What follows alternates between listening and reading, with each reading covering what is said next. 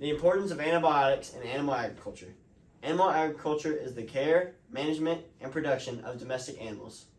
These animals are used for food, milk, work, medicine, research, clothing, and so much more. Today's animal science includes biotechnology, genetics, and behavioral research, much different from the old days. The 6 major types of livestock are poultry, swine, bovine, ovine, equine, and caprine. Poultry consists of chickens, turkeys, ducks, geese, game birds, and squab, also known as pigeons. Swine are pigs, bovine is cattle, ovine is sheep, equine is horses, and caprine is goats. And now we'll learn about the history of antibiotics. Antibiotics are substances that are added to inhibit growth of disease-causing bacteria. Antibiotics were developed in the 1930s and began with synthetic sulfonamides, which is also called Prontosil. Prontosil was the first drug to fight against gram-positive infections, and it was a commercial success. After having such success, many more of these drugs were introduced to agriculture. These would eventually be called biological antibiotics. One of the first instances of mass use was in 1940. Gramacidin was used to treat a mass outbreak of mastitis, which is an udder infection in cows in New York's World Exhibition. In the 1940s, U.S. companies like Pfizer, Merck, and American Cyanamid emerged as large producers of synthetic and biological antibiotics. Then medicated feeds and water were introduced, which not only promised to curb disease in concentrated animal populations, but also raise productivity by reducing the extensive labor spent caring for individual animals. Merck's sulfaquinacalin was the first antibiotic to be licensed for routine inclusion in poultry feed against coccidiosis. Soon, researchers at American Cyanamid's Literal Laboratories found that antibiotics also help protect against bacterial disease. By 1955, most countries had licensed the mass use of antibiotics in livestock. Initially, they licensed penicillin and a few others as growth promoters. Around this time, demands for meat was going up, so they used antibiotic solutions in feeds and used antibiotics to increase livestock production. According to Farming Animals: A Global History of Antibiotics, the time between 1951 and 1970 say that U.S. antibiotic use increased over 11-fold, from 690 to 7,670 tons, and non-medical antibiotic use over 30-fold, from 110 to 3,310 tons. In 1984, a study found that roughly half of all antibiotics were being consumed by livestock. Now antibiotics are used almost everywhere, and they increase production and keep animals from getting sick.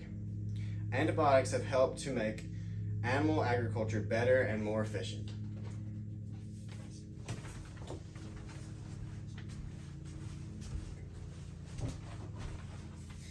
The rise of antibiotics. Antibiotics in today's world are on the rise. Farmers from around the world are finding the need to use more and more antibiotics each year. According to Family Health, the sale of antibiotics for use in livestock grew by 10% between 2017 and 2023. Also, according to Science Direct, it is estimated that antibiotic utilization will increase 67% by the year 2030. The amount of antibiotics used in animals.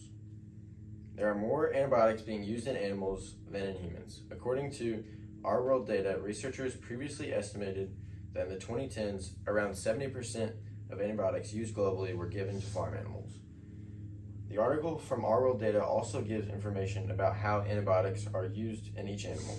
Comparing the total amount of antibiotics given to cows, sheep, pigs, chickens would be unfair. Cows are bigger than chickens, so we'd expect them to need more antibiotics for the same impact, just as adults need larger doses of medicine than children do. The actual average amounts are 243 milligrams in sheep, 173 milligrams per kilogram of meat in pigs, 60 milligrams per kilogram of meat in cattle, and 35 milligrams per kilogram and meat in chickens.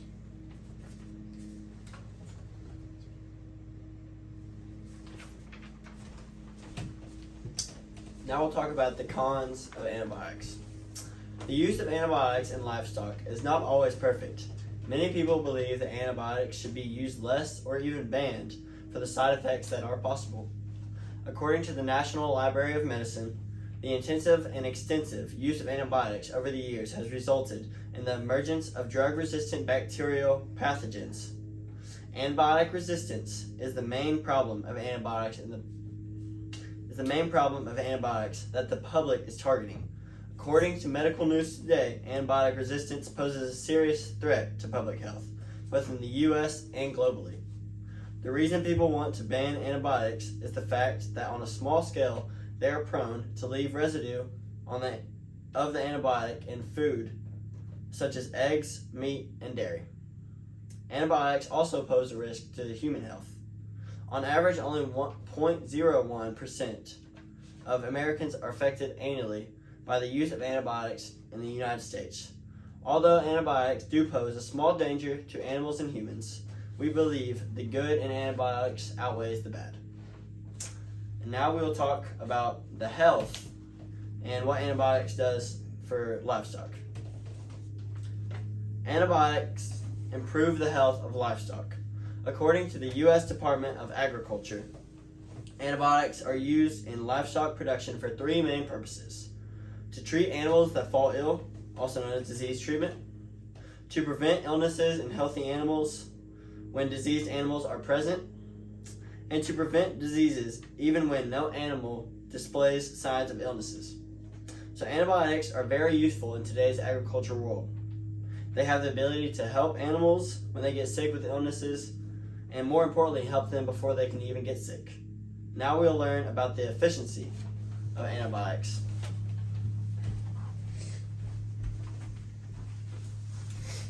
Antibiotics do not just improve the livestock's overall health, they also improve the efficiency of livestock in multiple ways.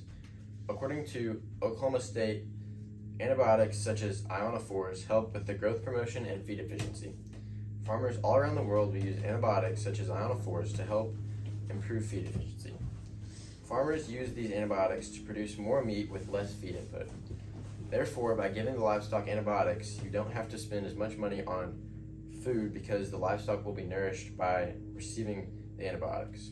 According to the University of Delaware, animals receiving antibiotics in their feed gain 4 to 5% more body weight than animals who are not receiving antibiotics. They also say that livestock treated with antibiotics live longer than those who are not treated, which means that those animals are healthier and you could also get more product out of them. Animals being given antibiotics are more efficient in the way that their shelf life is extended for meat, eggs, and dairy products when treated with antibiotics. When speaking on improved efficiency in livestock, there are three things we look at: feed efficiency, reproductive efficiency, and genetic improvement. Feed efficiency is when antibiotics are given to the livestock, making the livestock not eat as much crops. Reproductive efficiency includes decreasing the time it takes for a cow to become pregnant, while on antibiotics, and reducing the amount of empty cycles the livestock has. Genetic improvement is made by breeding the livestock for more desirable character traits, such as stronger and faster breeds. According to Science Direct, different kinds of antibiotics result in extended lifespan, an evolutive strategy to improve organism performance, as could be increased for growth or reproduction.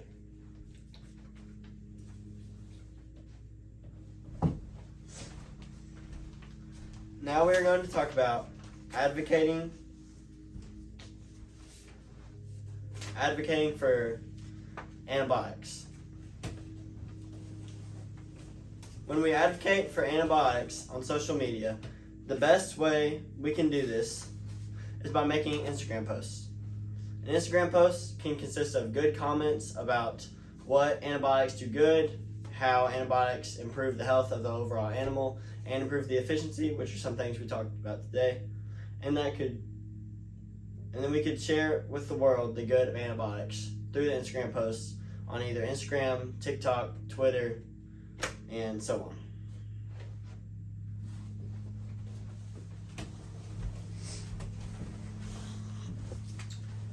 We believe another way of advocating for antibiotics is educating schools. One of the ways we could advocate for antibiotics is by teaching about the use of antibiotics at schools. We believe a good way to do this is by sending in experts on antibiotics and animal agriculture to educate students on why antibiotics are helpful and needed for animal agriculture.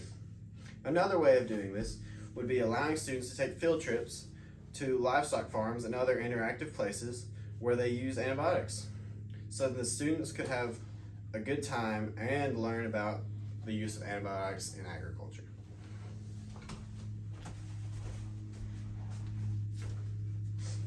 When we talk about advocating for antibiotics in today's world, we need to make sure that we use a responsible and judicious amount of antibiotics in livestock, because an overuse can harm the animals and not be good for our environment. In conclusion, we believe that antibiotics are one of the best ways of improving livestock and improving efficiency in the agriculture industry. Do you like animal products such as dairy, beef, eggs, and more? Then you need to support antibiotics to keep our livestock industry amazing and to keep our animals healthy.